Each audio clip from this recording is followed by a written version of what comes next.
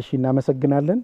የተከበራችሁ የኢትዮጵያ ህዝቦች እኛ ህብር ኢትዮጵያ ዲሞክራሲያዊ ፓርቲዎች ነን። በዚህ በሰባተኛው ሀገራዊ ምርጫ ምልክታችንን አደይ አበባ አድርገን እየተወዳደርን ያለን አዳዲስ ሀሳቦችን አዳዲስ የማኒፌስቶ በተለይ የፖሊሲ የኢኮኖሚ ፖሊሲ የፖለቲካ የተለያየ አማራጮችን ለእናንተ ያቀረብነን በተለይ የኢትዮጵያ ህዝብ ያለበትን ነባራዊ ሁኔታ ትልቅ ነጥቦች አንዱ የኢኮኖሚ ችግር ነው።